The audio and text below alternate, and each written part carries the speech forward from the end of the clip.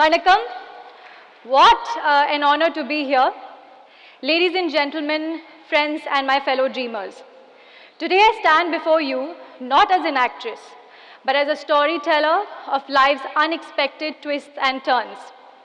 But before I dive into the whirlwind of my journey, let me take a moment to appreciate the fear of failure. How many of you have danced with this lurking shadow? How many of you have grappled with this thought at some point in your life? Raise your hands. Fear of failure? Yes? Okay, a lot of people. There's a study that shows about 80 to 88% of young adults today are under tremendous pressure to succeed. And when they don't, it leads to anxiety, social isolation, and a host of other mental health issues. One of the luckiest things to happen to us in life, I think, is a happy childhood. Let me paint you a picture of my upbringing. I am the proud daughter of a retired Air Force officer turned lawyer and a homemaker mother with the hardest job in the world. I was born in New Delhi, traveled extensively across the country before moving to Bangalore for my higher education. And when I went to Bangalore, I realized this is where my heart is, which is why I consider myself a North Indian with a South Indian heart.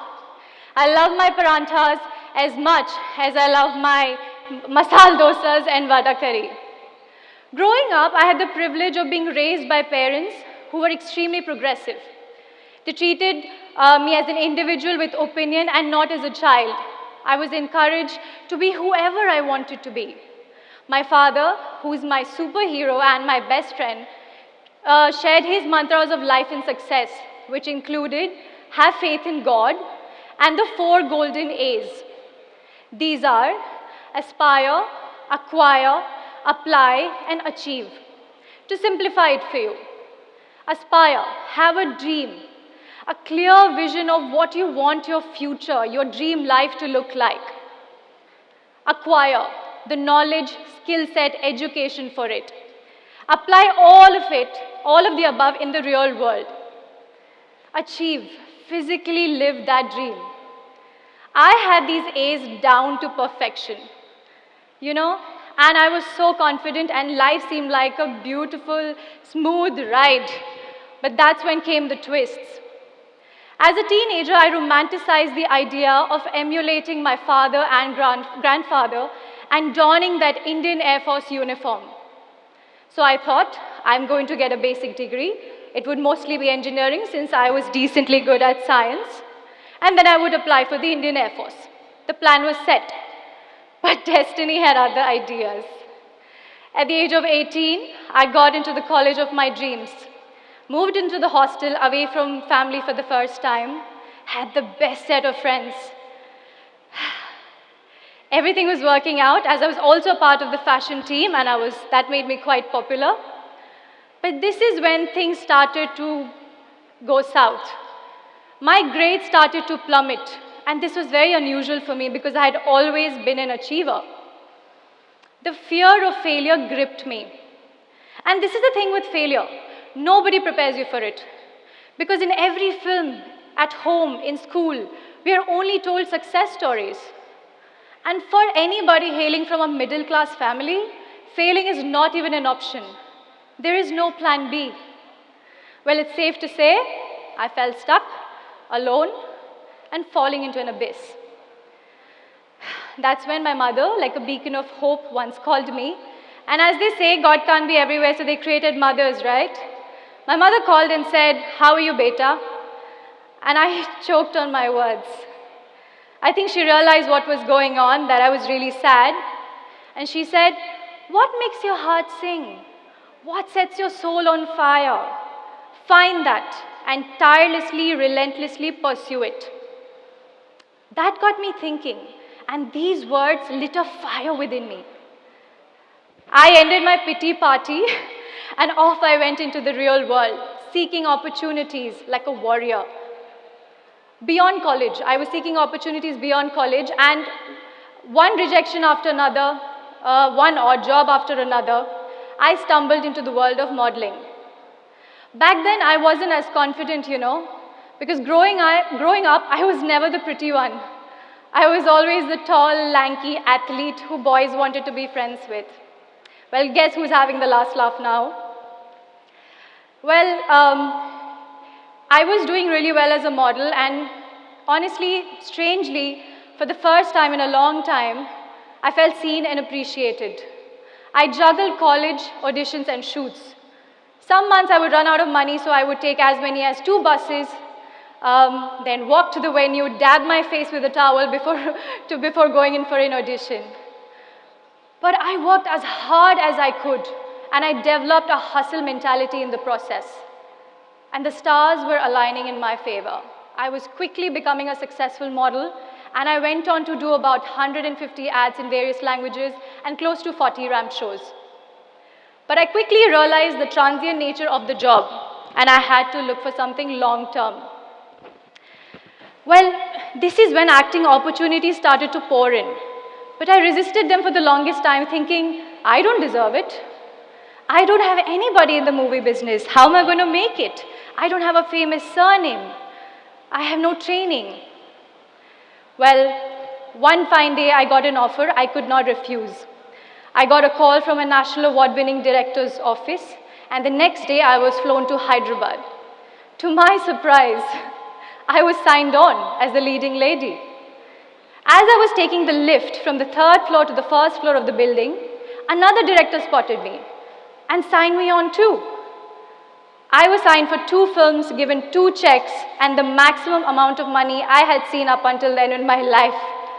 I was only 20. Everything was working out, right? And I lived happily ever after. Well, no. Right after this, I enrolled myself in an acting workshop, was training in martial arts, grooming myself because I wanted to put my best foot forward. And this is when destiny, just like Thanos, snapped its finger. One fine day, I got a call from my doctor. He paused and said, Avantika, I know that you're prepping for your big debut, but sorry to break this to you. You have a skin condition we need to deal with. It's pretty serious, and it may take you anywhere from 6 months to 2 years to recover. And I need you to step away from acting right now and come to me for treatment. Step away? I hadn't even begun. I was devastated. Well, what followed after was I was unceremoniously dropped from one film after another. Barring the first director who cast me, he called me and said, Avan, I think you're Destiny's Child, and I don't see anybody but you playing this part. I will forever be grateful to him, and this is how my celluloid journey began. You know, at that point in my life, I had several dark moments, and I kept thinking, no matter how hard it is or how hard it gets, I want to see what happens when I don't give up. Because one thing that I learned from that stage in my life is waiting for the right moment in life is a trap. Because the perfect moment is now. So don't wait.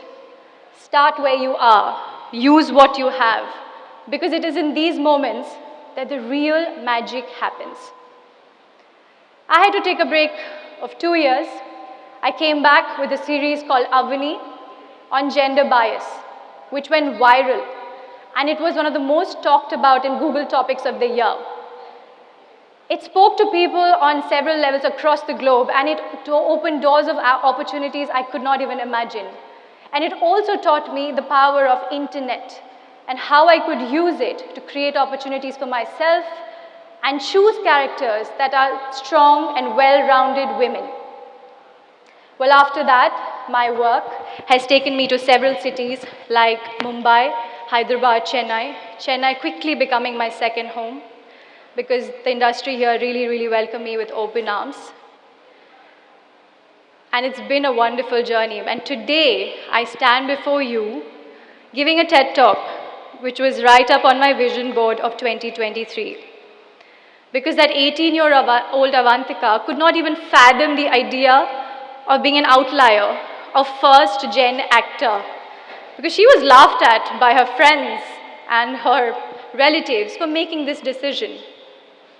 Since then, I've done fairly well for myself, working in movies across languages, headlining shows for major OTT giants, music videos, and I'm just getting started. As Kamal sir would say, the eagle is coming.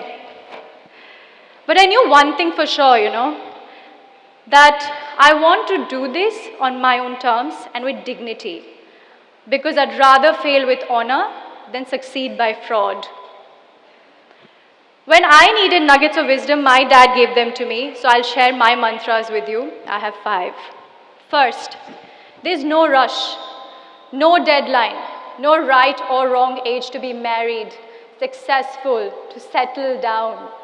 These are just fanciful numbers given to us by the society. Because the real magic happens when you follow your heart, not the clock. Second, invest in relationships. Build a community around you. We're social beings after all. Third, start managing your finances early. Invest. Fourth, invest in your spiritual and mental health. Fifth and most important, get a dog ASAP. It will change your life. Before I part, I want to leave you with my favorite Sanskrit sloka. Manas ekam, vachas ekam, karman ekam, mahatmanam, which roughly translates to, if your thoughts, words, and actions are in harmony, that makes you a great soul. It's been a pleasure talking to you all. Thank you.